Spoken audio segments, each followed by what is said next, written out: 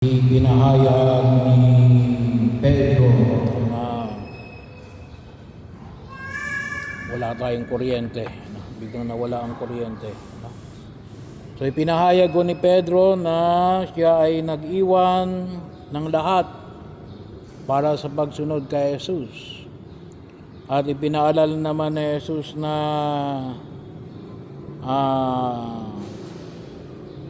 may ang kagandahang loob ng Diyos ay hindi matatawaran. Bahagi yun na kung saan ay hindi rin pabayaan ng Diyos ang mga pumili sa Kanya.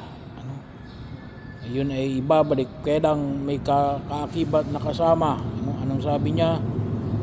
Ay may kasamang pag-uusig sa mga sumusunod kay Jesus. Pero ibig sabihin ay hindi pwedeng matawaran yung kagandahang loob ng Diyos sa mga sino mang nagandog ng sarili para sa Panginoon.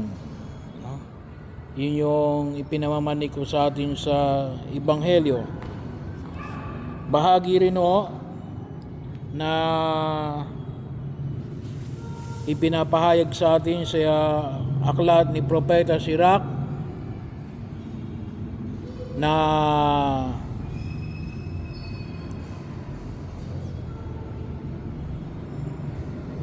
bahagi rin na kung saan ang magandog sa Diyos.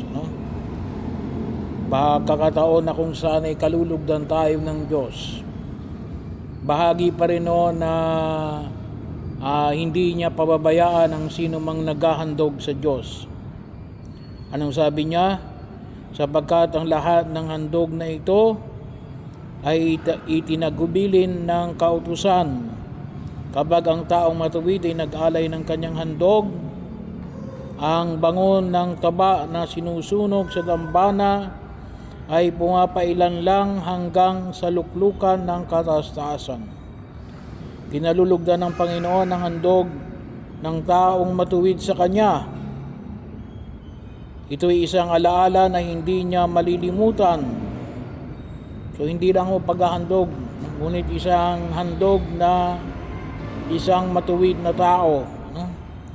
Baka naman kasi yung inihandog mo ay galing din naman sa pang-aapi o sa nakaw, ay hindi yun kalulugdan ng Diyos. So bahagi yun na kung saan ay ganito rin yung panyaya ng Panginoon. Ang Panginoon ay masaganang gumaganti. Gagantihan Kanya ng 7 ibayo. Huwag mong susuhulan ng Panginoon, sabagat hindi siya tumatanggap ng suhol. So tayo sa paghahandog natin, hindi suhol yun. Kung ibinibigay natin yung nararapat sa Diyos.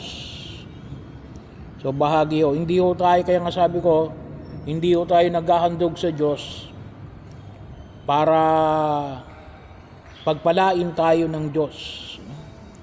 Kaya tayo naghahandog sa Diyos kasi pinagpala tayo ng Diyos. Kasi meron ng kaisipan na, sige maghandog ka sa Diyos para pagpalain ka ng Diyos. Huwag ko ganon. Bakit? Suhol yun Ba't ka maghahandog? Para lalo kang pagkapalain ng Diyos. Maliho. Hindi yun paghahandog. Ngunit sinusuhulan natin ang Diyos. So kung sa ating paghahandog, alam natin na ang Diyos ay hindi matatawaran, pero kaya tayo nakapaghahandog, una at higit sa lahat, bakit? Kasi pinagpala tayo ng Diyos. Kaya nga sabi ko, yung mismong paghahandog ay isa ng pagpapala ng Diyos. So bahagi yun. Ilisin natin yung kaisipan na kaya tayo maghahandog para pagpalain tayo ng Diyos. Kasi kung ganun yung kaisipan natin, ay para nating sinusuhulan ng Diyos. Bahagi bagamat kung tutuusin, maliit lang yung diferensya, Pero napakahalaga po yung yung laman na nawa makita natin, no? So pagkakataon na kung saan ay nawa ay maging maliwanag sa atin, no? At bahagi nito na alin na yung paghahandog natin ay pagkilala ng alin noong kagandahang loob ng Diyos na tulad ng ipinahayag po natin na hindi matatawaran, no? Kaya nga kung tuusin yung term na ginagamit natin, mas maganda yung term na alin, yung balik handog, no? Ibinabalik lang natin yung inihahandog ng Diyos sa atin. Kasi kaya tayo nakapaghandog, yun ay galing sa Diyos. Noong tayo ay pumunta sa daigdig na ito, wala naman tayong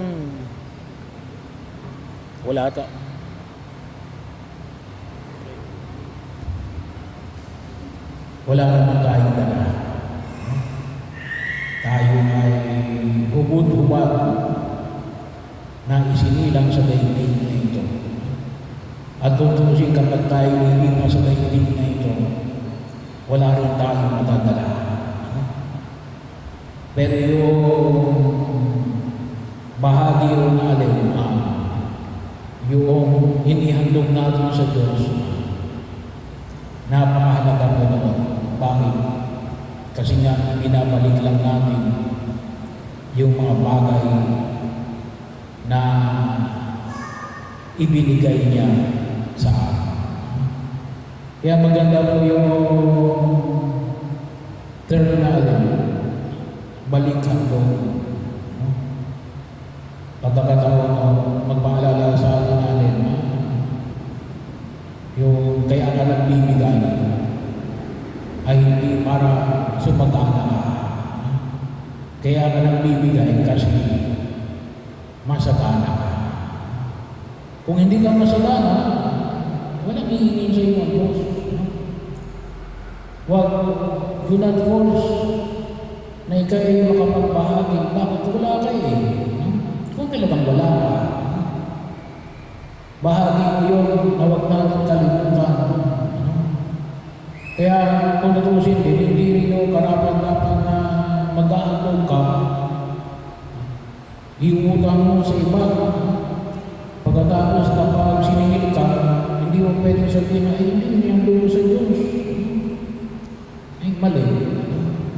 Mali yung ganong klase ng kaisipan. Pagkakataon na kung saan yung makita natin. Kaya nga kung kasi, yung paghahandog natin, hindi lang yung mga bagay ng material. Pwedeng panahon, pwedeng kakayanan. Yun ang huwag natin kalimutan. Pagkakataon na kung saan ay nawa maging maliwanag sa atin. Kaya sa panahon na ito yung huling araw bago dumating ang panahon ng Kwaresma. Bahagi yun na magtutusin tayo ay inaanyahan ng Diyos na magandong lalong-lalo na ng panalangin. Magandong na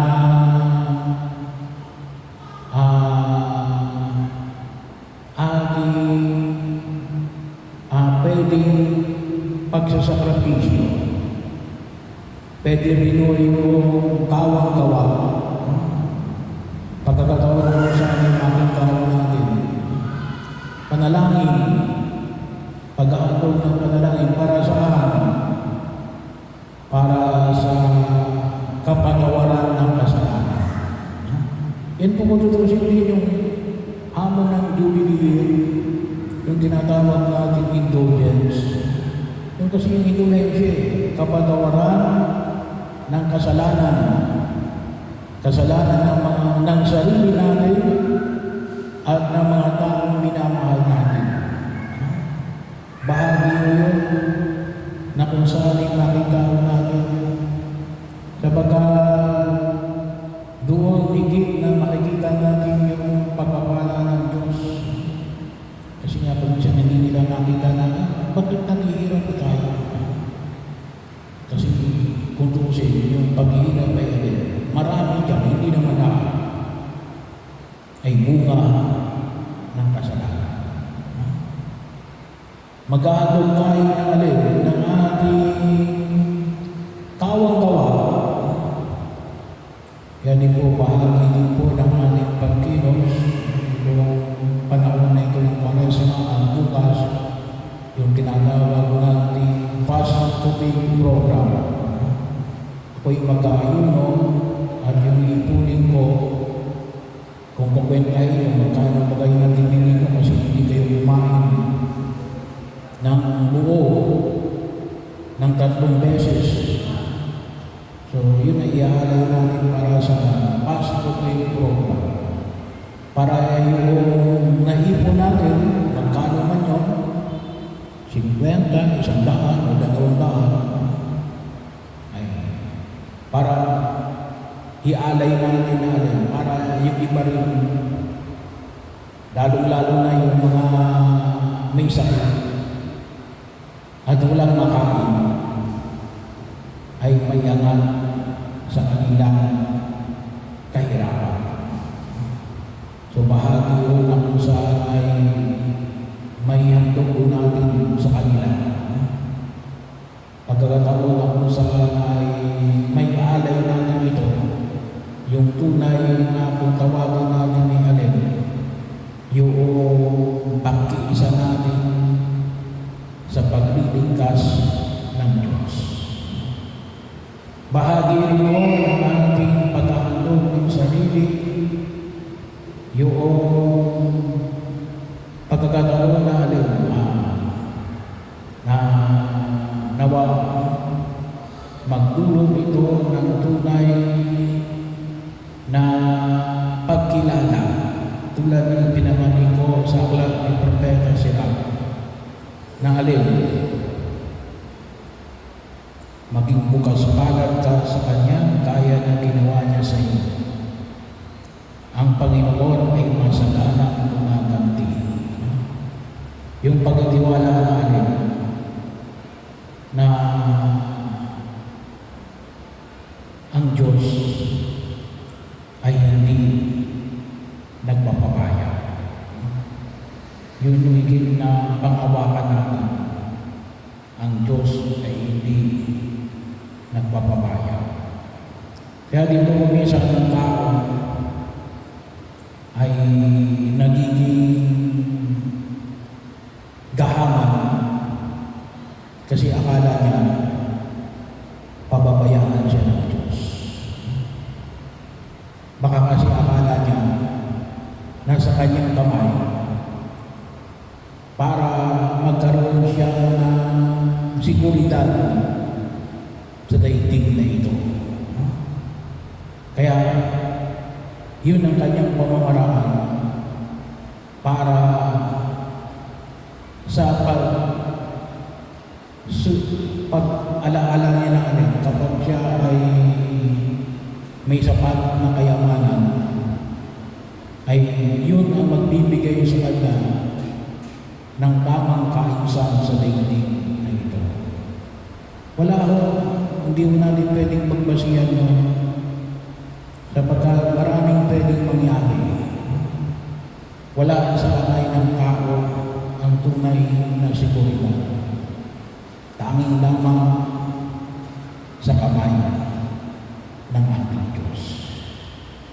So ito po yung tulong natin sa harapan ng may kapal. Na nawa higit natin makita yung ating